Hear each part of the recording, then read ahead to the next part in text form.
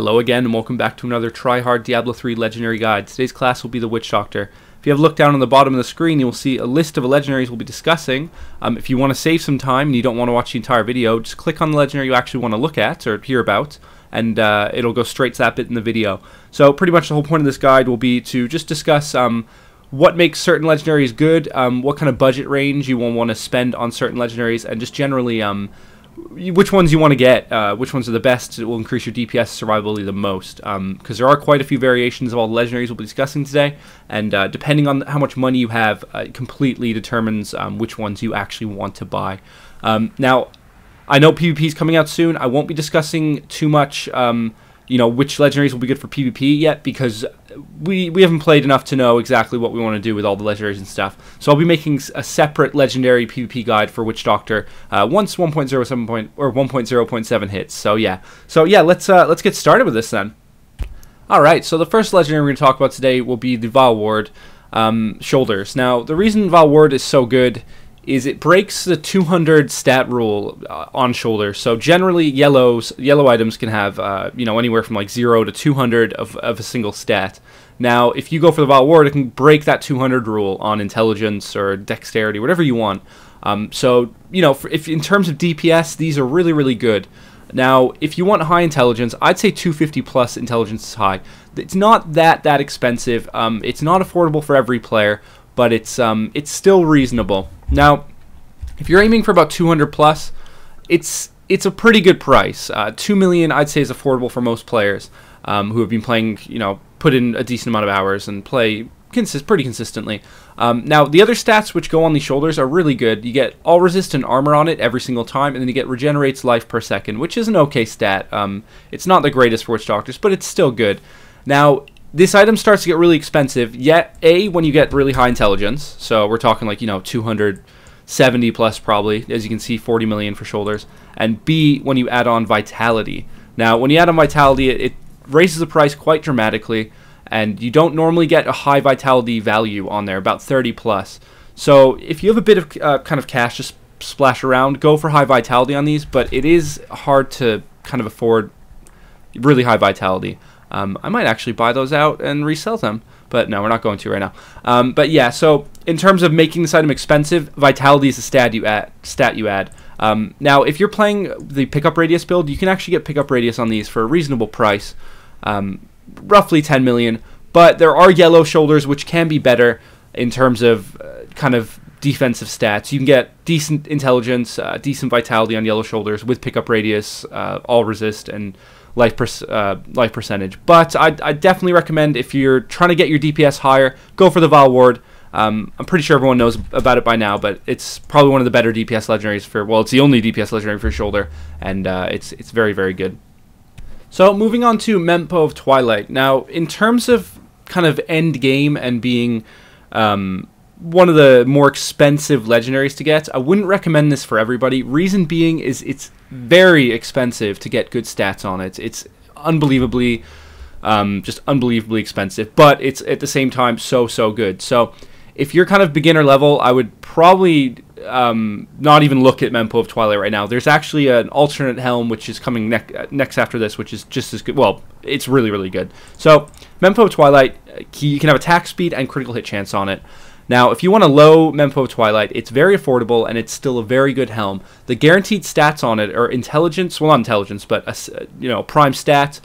You can get all resist on there, attack speed, and life percentage, as well as a socket. So the stats on there generally are just really good. They're all the kind of stats you want, except for you don't get critical hit chance on there. Critical hit chance is a chance to be on the Helm. So, as you can see, very affordable for that. Really high stats, really high all resist, good life percent, attack speed, all that. But then when you have critical hit chance on, boom, it goes to 50 million.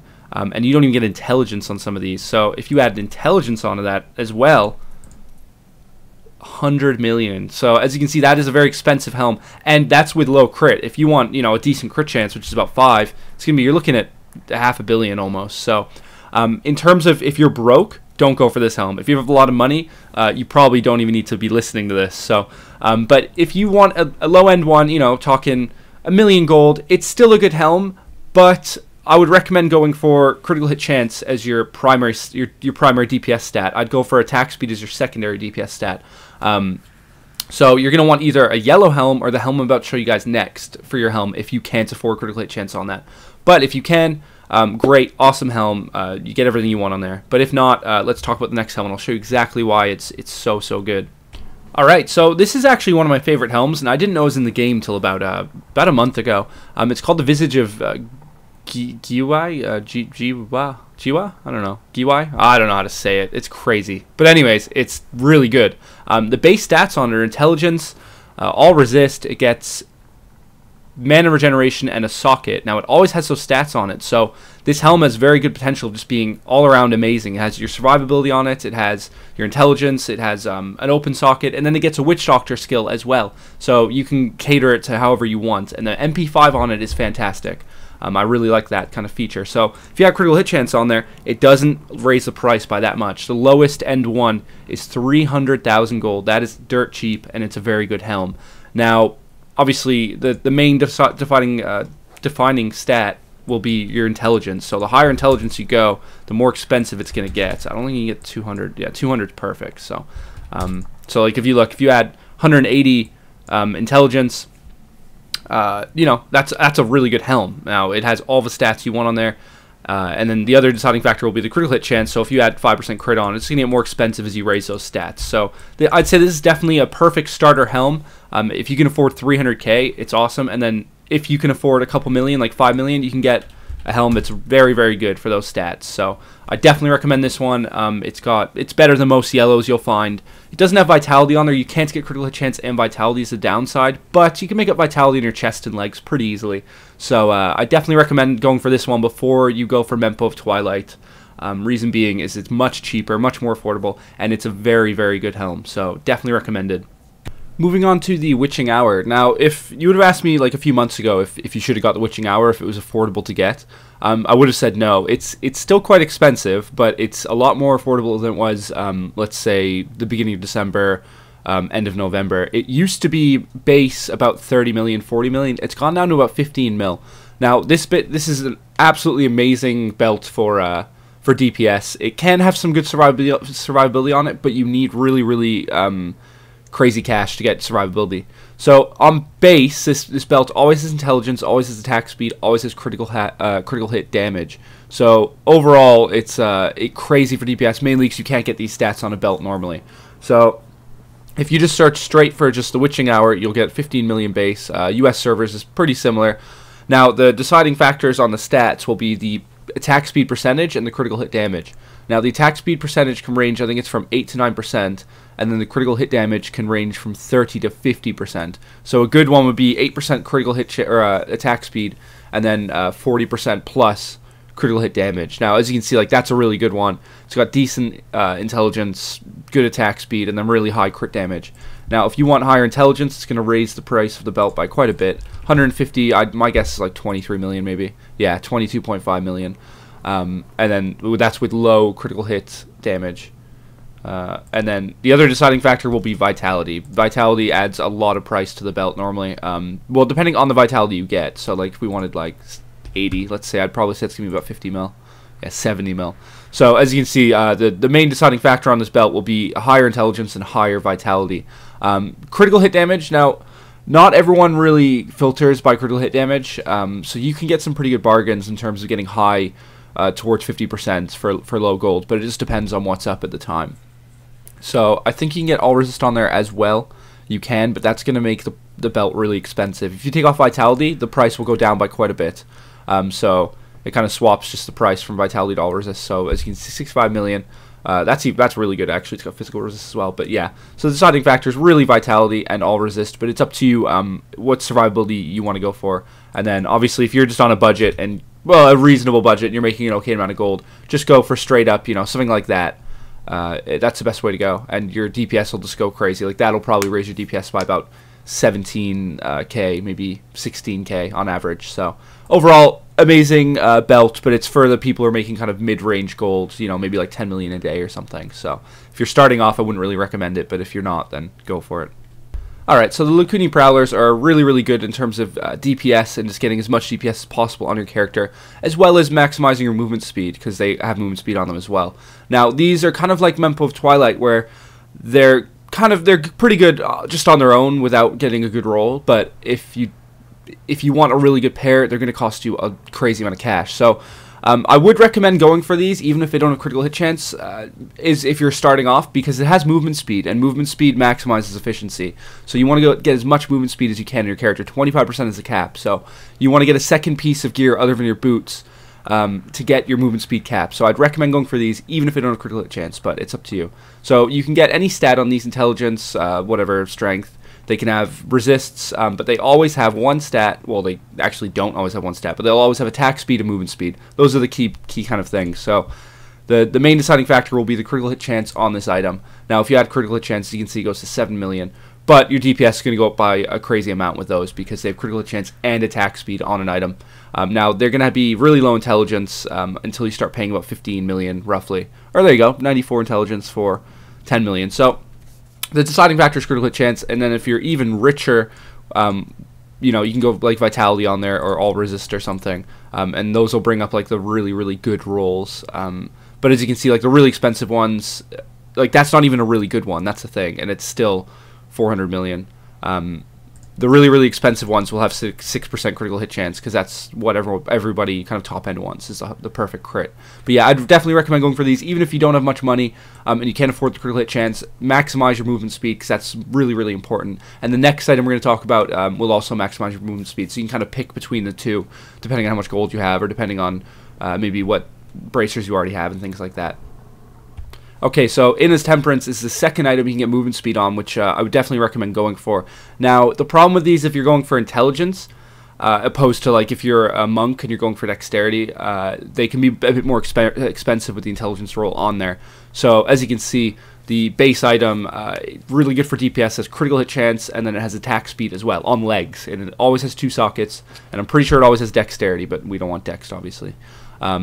So again, these are really good for capping your movement speed. They're a bit more expensive for a caster, so Luni Prowlers are probably the best way to go in terms of budget. But if you have the money, I'd definitely pick up a pair of Inna's leggings, because they're good for DPS, really good for DPS, and just overall your movement speed as well.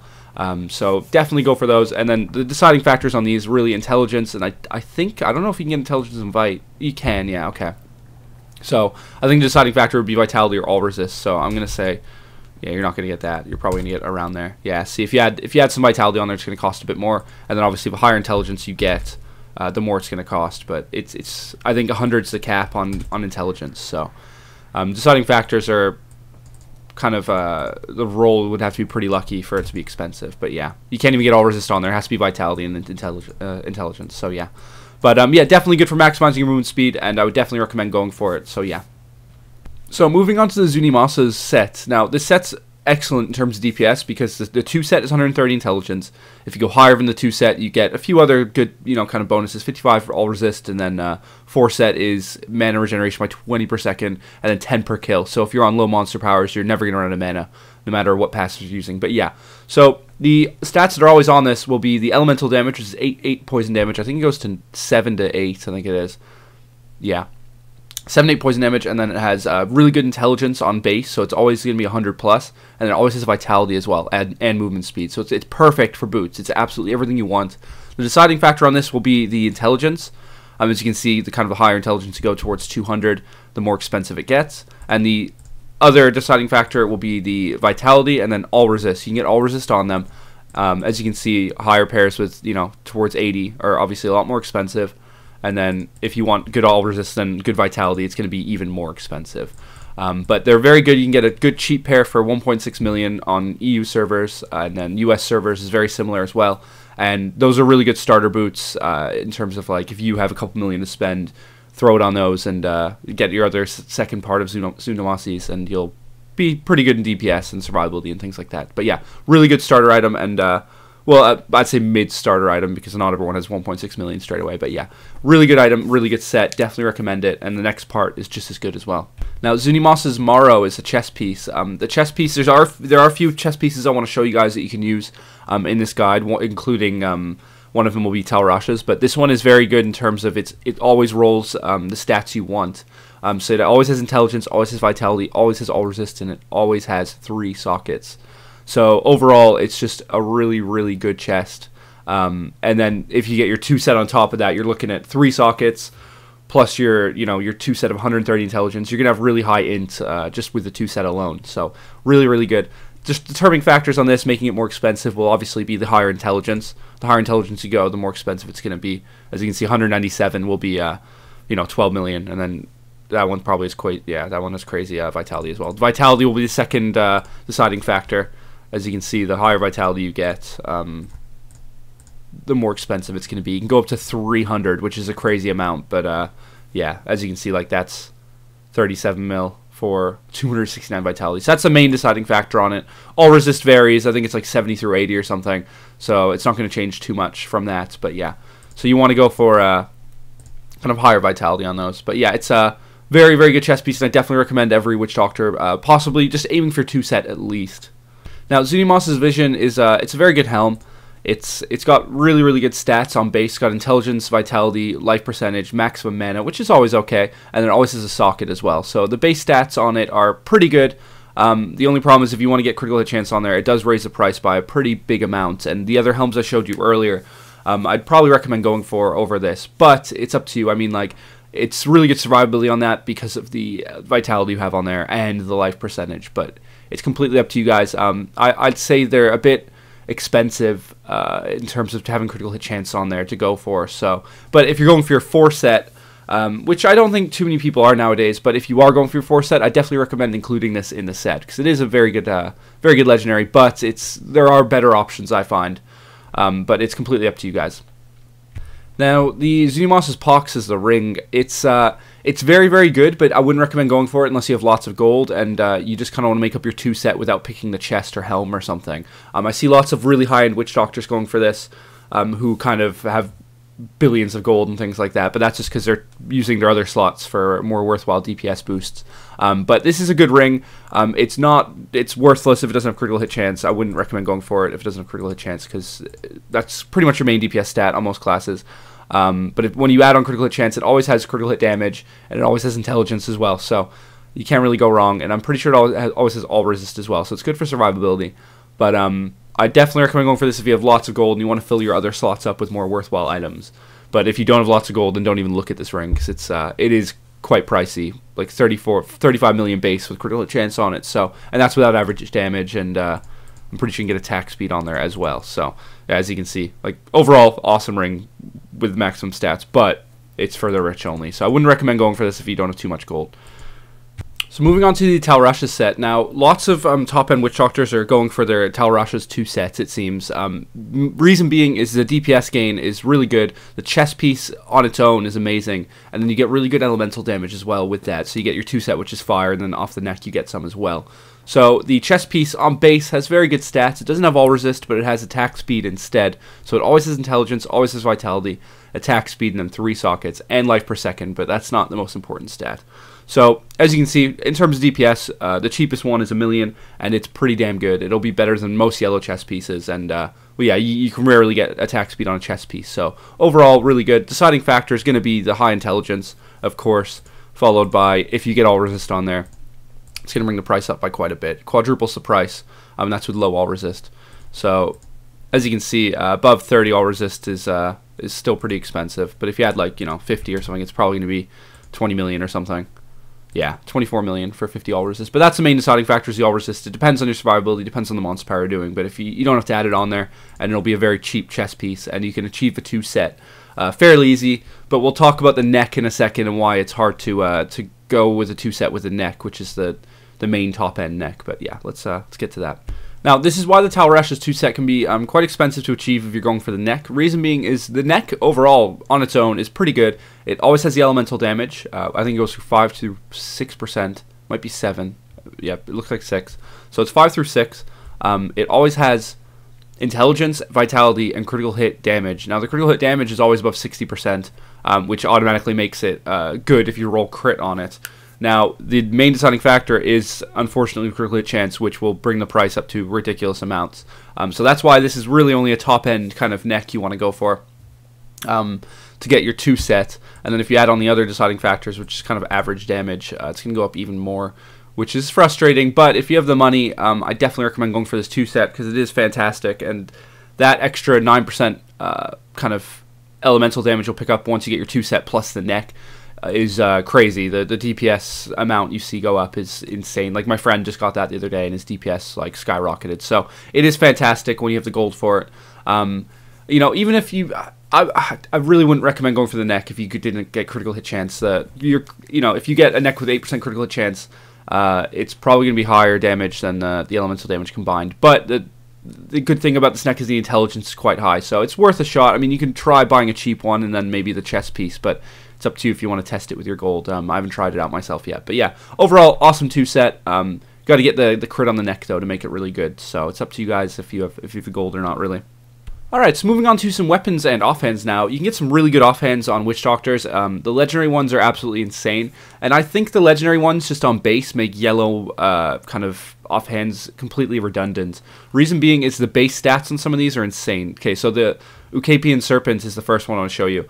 Obviously, determined on the average damage on it will be the main deciding factor on the item, but it always has critical hit chance, it always has intelligence, it always has average damage, and then it can have a various amount of things. It has reduced damage against elites as well. But then obviously your deciding factors will be your reduced cost on whatever spell it is, or the the damage on them.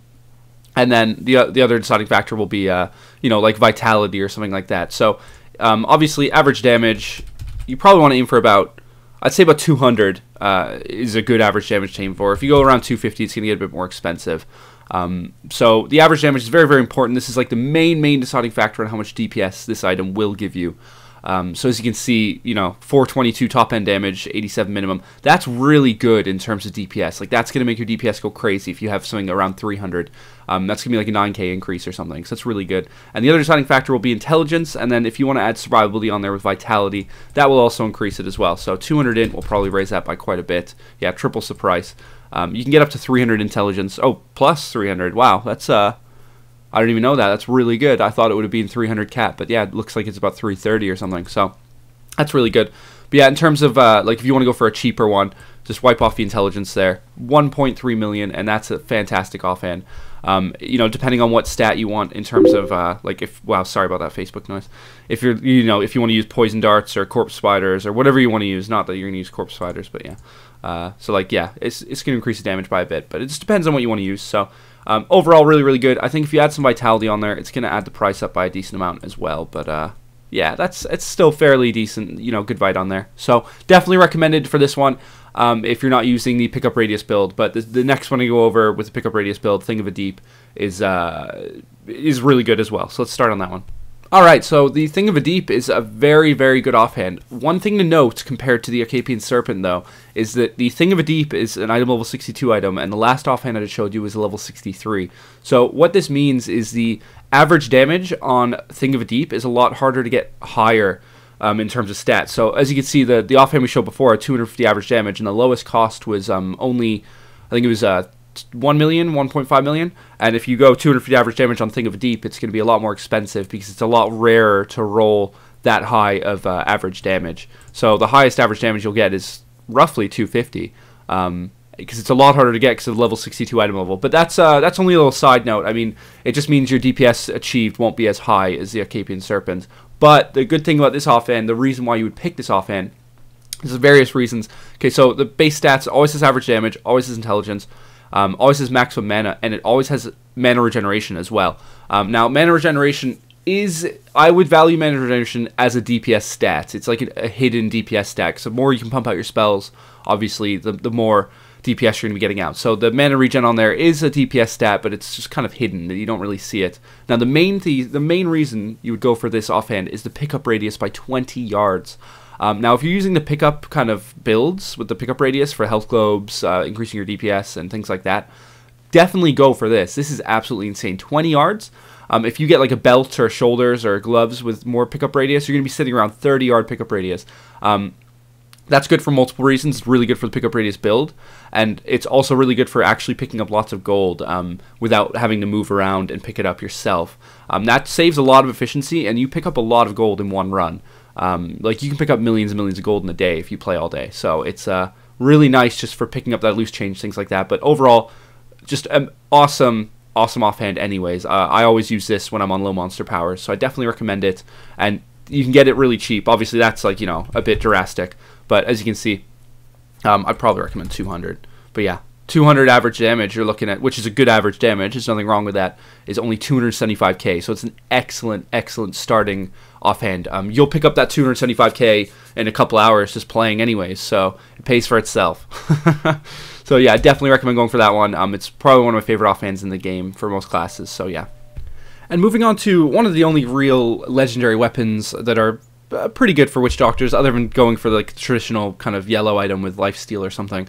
Echoing Fury is pretty excellent in terms of DPS. The only problem is it drains your mana pretty quick because you obviously cast so fast, but draining your mana is not always a bad thing. It can result in crazy DPS over a short amount of time, and also if you're attacking really quick on lower monster powers and you're getting health globes really quick, it adds to efficiency by a pretty huge amount. So anyways, the main deciding factors in this are the socket and then critical hit damage. So if it has a socket, it's going to cost more, and then if you add critical hit damage as well, it's going to cost even more. So what I'd recommend is going for you know, if you're on kind of a budget, you could probably get a pretty good one for like $1 million, I'd say. It's 10 million, sorry, or no, without critical hit damage. Yeah, so like if you go for $1 million without critical hit damage, you can get around 1100 DPS with intelligence and a socket. You don't always need critical hit chance on this. Like, for example, that 1100 DPS will be more damage than that 872 with a bit of critical hit damage on there. I'd probably recommend going for the higher DPS one, which is 1100 without the critical hit damage. Reason being is that weapon DPS adds quite a bit of damage onto your overall DPS over the crit damage. If you have a socket, I'd recommend going for a socket over having just critical hit damage on there, because the socket can acquire more critical hit damage on there. So as you can see, you can get some pretty good ones for reasonable amounts of gold. I mean, 8 million is quite steep for some people, but it's affordable for others. So let's have a look. $1 million will get you almost 1k DPS, and then it has the attacks per second on there is huge for your attack speed on an already a fast mace. So that's it. It's fast because of that. The only downside to this mace, however, is the chance to fear on hit, where it can, you know, help you once in a while, but it can be kind of a burden. Like if you acid cloud a group and they all run opposite directions, they're not all effectively getting hit by your DPS anymore because they're all away from the damage spell. So it can be kind of a pain in the ass. So whenever I buy this weapon, when I have in the past, I've gone for low chance to fear on hit. So I've aimed for around 11-12% or 12% if I could. The higher ones, it can be frustrating. I'm sure you've tried it and seen, but overall, really good weapon, crazy for your DPS. So I definitely recommend going for it, especially if you're on low monster powers and you just want to just run through the run as quick as you can and get as much experience as you can. This is definitely a really good weapon for cast animation speed and just moving quickly around the level. What are we playing, Mario? Around the map. So overall, good legendary. I definitely recommend at least looking into it and getting one. If not, for the higher monster powers, I'd probably recommend going for a yellow item with high damage on it, high crit damage, socket, and lifesteal if you can afford it. But that's more towards like monster power 5 and 6, because the problem with using Echoing Fury later on is when the monsters do last longer and they run away from your spells with fear on hit, you are effectively losing DPS when those mobs are separating because your AoE is not hitting them. So it can be a pain in the ass in higher monster powers, but lower monster powers, definitely go for it. Alright guys, so that covers it for today's guide on the Witch Doctor legendary items. Now, I'm really excited for 1.0.7, so there's lots and lots of guides coming out on the TryHard channel. I don't know if you watched my video I put out yesterday just saying, you know, what's going to be coming out the rest of January. I pretty much have what's coming out in February planned out, so I don't want to release it officially yet because I want to see what's going to happen with 1.0.7 release, and then I'll determine my schedule on that, really. But yeah, I'm really looking forward to getting some stuff out, and I'm really having fun with these legendary guides. I've already actually recorded most of the Barbarian ones, so that's going to come out next week. And then we have the Starting Fresh series coming out later this week as well, which I'm really having fun doing. I haven't put as much time into my US character lately because I've had a lot of fun. I've been focusing on my Paragon leveling. a lot on my Demon Hunter, and I've gotten to a pretty efficient state. And this has actually given me a good idea to make an efficiency guide, just going over like what kind of gear you want to put on your character to speed up leveling and things like that. Because I find Paragon levels to be very, very important in terms of gathering magic find and getting better gear overall, and just kind of progressing your character. So that'll be a fun guide to do. And I just have loads of other stuff. Like, you'll find out February 1st when I release my my schedule for that month. There's tons of stuff coming out. So yeah, guys, that covers it for today. Thank you very, very, very, very much for watching. Don't forget to follow me on Twitter, because I do update that in terms of gear progress, or not gear progress, in terms of progress on videos, and if there's any delays on videos, and just generally just talk crap on it as well, stuff like that. So guys, thank you very much for watching, and I'll see you in 1.0.7, and I will see you next later this week for starting fresh episode 3. So thanks a lot, guys. I'll see you later. Bye bye.